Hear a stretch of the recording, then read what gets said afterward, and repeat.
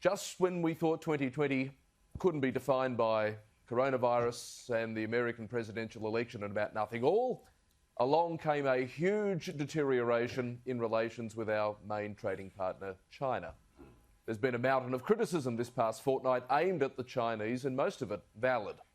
But tonight I wanted instead to focus some criticism on us, on Australia, and highlight the naivety, if not outright stupidity, in our dealings with Beijing. The great tragedy for Australia is that we've failed to learn from the past. Before the European experiment came to life, Australia's trade outlook was very much focused on Britain and theirs on the Commonwealth. But when the British entered the common market, we were left exposed. Many Australian agriculturalists and businesses were overnight left with mountains of product and no willing buyer as the British turned toward the continent for their economic future. Well, some 50 years later, we made the same mistake, but this time with China. Having sensed the untold riches this emerging superpower could provide, our political and business elite went all in, clamouring over each other to get the Chinese to sign on the dotted line, and for a while, the gamble seemed to pay off. But either through naivety, stupidity, or perhaps driven by greed, too many decision makers seem to forget that China isn't a Western capitalist nation, only bigger. It's a boldly communist nation, and at its core lies a political apparatus that's the antithesis to ours. And if history has shown anything, it's shown communism and democracy are like political oil and water. In debt to our eyeballs and living increasingly beyond our means, Australia now faces a very difficult extraction from the economic vice grip of China. What we now face is the realisation that our line of credit could also be our major strategic threat. Many say we simply can't afford such a staged retreat. Well, no one should suggest a complete cessation in trade. But going forward, the key will be diversification, finding new markets, and in Western democratic nations rallying together to support their ideological brethren in such times of challenge. But also key will be Australia's political and business elite learning the lessons of history. When you put it all on red at the roulette wheel of trade, eventually the croupier will throw a black, and you need to be prepared for that eventuality. Well, let's bring in now, in my view, first-timer Caleb Bond. Caleb, what do you make of it? Well, look, you're quite right, Michael.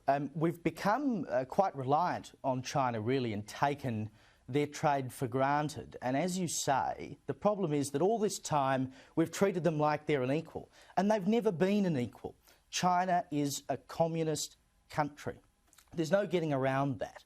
They have done a very good job of outwardly making themselves very capitalist, and it's worked very well for them, and it's put them in a great position of power, not only over Australia, but nations all over the world. I mean, China's around paying money, basically, to buy out small islands all around the world. They've got this Belt and Road initiative, which Victoria was going to buy into, which is basically set up to indebt states and countries to China so they can call them in for favours at some point.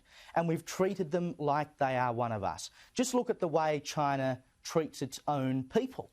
I mean, it is not a free country. And like every communist country, there are people at the top who've done very well out of it, who've made a lot of money out of it, and we've been somewhat complicit in that. And then the minute that a communist country starts acting like a communist country to us instead of its own people, we're a bit taken aback by it. I mean, this should not have caught us by surprise. No, that's the point, isn't it? And Sam, I mean, look, I know, Mikel, you've been looking at self-sufficiency as well. I mean, this is the other aspect. No one would say, let's just stop trading with China. That'd be ridiculous. But we've got to be more self-reliant, and if COVID's going to give us a positive, maybe that will be the jolt. No, you raise a very good point. The way this gets implemented, though, I think has some real hairs on it. Because, you know, we're not a communist country. We don't have a centralised command and control structure. It's not Scott Morrison up there deciding, you know, how many pork bellies and concentrated orange that we buy from this place and that place and sell over here. It's individual, you know, miners and individual crayfish farmers, and they get a call from China and, you know, some bloke in China, and they buy the product, right? So they're going to have to decide, well, OK, I will take a lower price from a South Korean or a Japanese or a European operator, And that really goes against our nature. You know, if these guys are on thin margins, and a lot of these farmers are on thin margins. With the premium product. That's right. And then someone comes along and offers slightly more. Well, at some stage, the market has to price in that risk, right? And we have to allow the market to do its thing. Now, that's going to be a really difficult situation and a lumpy transition. But we've got to let these guys, these individual farmers and individual miners, they've got to price that risk in. So the next time that a Chinese importer says, hey, I'm going to buy your iron ore, thermal coal, whatever it happens to be, well, that individual operator, they have to start applying a risk premium to that, knowing that at some stage Xi Jinping might take umbrage at something that the Australian government has said or some minor operator in the Australian government has said, and say, well, OK, we're stopping, it was wine last week, it's going to be, you know, thermal coal next week. Yeah, I mean, that's the lever they pull, the economic lever. Daisy, I mean, look, I suppose one of the difficulties here, though, is that, as Sam was saying, on the one hand, you've got the business community, but on the other hand, you've got the political community. They try to work in unison, but in Australia, they are separate, unlike in China. And this is one of the difficulties, saying to the business community, look, the money's there in China, but it's not always going to be guaranteed. You might have to ride this out a bit yourself.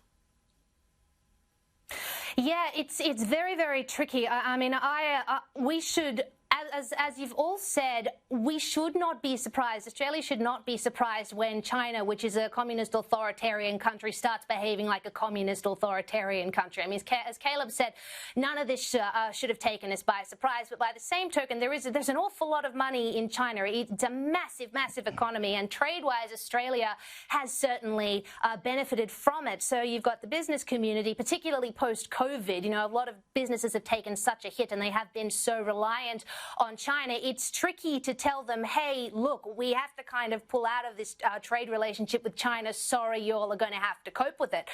That's very, very difficult for them, and I understand that. But the problem is we simply have to. You know, we simply have to. What we have seen recently from China proves, you know, once and for all, they are not a country that we should be considering a personal ally. As we can say it till we're blue in the face. They are not a democracy. They are not a liberal country. They are an authoritarian regime that abuses its own citizens, controls every aspect of their lives, encourages them to dob each other in if someone owes taxes or anything to the government, for instance, and you know that's without even mentioning things like the organ harvesting or the human rights abuses of the Uyghur Muslims in the north. It's not the kind of country that we should be kind of planting our stake in, so to speak. And what I've noticed though is that there is a discomfort among some people in criticising China, and they don't have the same discomfort in criticising the UK or the USA, for instance. And I think a lot of people are paranoid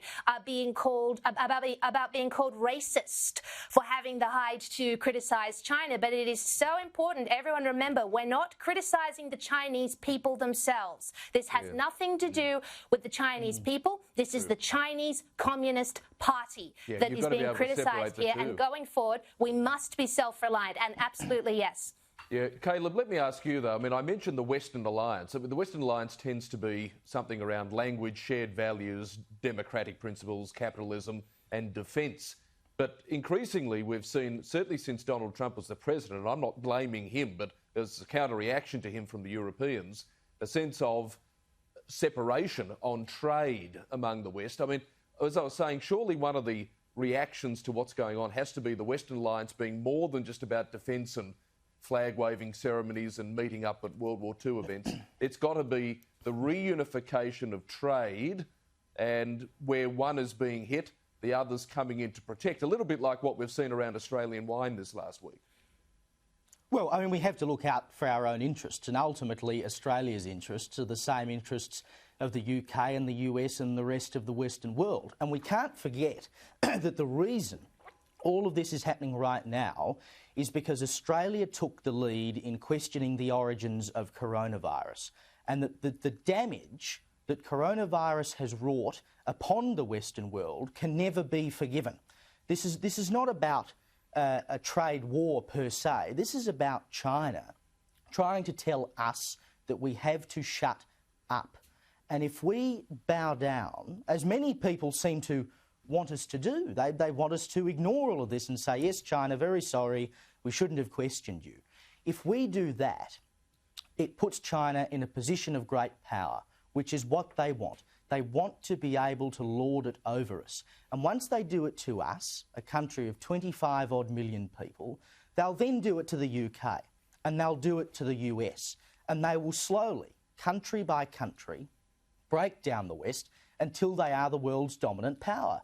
That's what they ultimately want to achieve. So if we don't, as a collective, as the Allies, stick together, as you say, on things like trade, more than just coming together for World War commemorations, we have to stick together. Because China is setting itself up right now as the major force in the world, and it is our job to make sure that that doesn't happen. But this is the great tragedy of the implosion of the TPP agreement. You know, that's what that agreement was set up. That's what Obama had designed. It was, frankly, an encirclement of those Western democratic countries around the region, the US, ourselves, Japan, building up a trading bloc that could encircle China.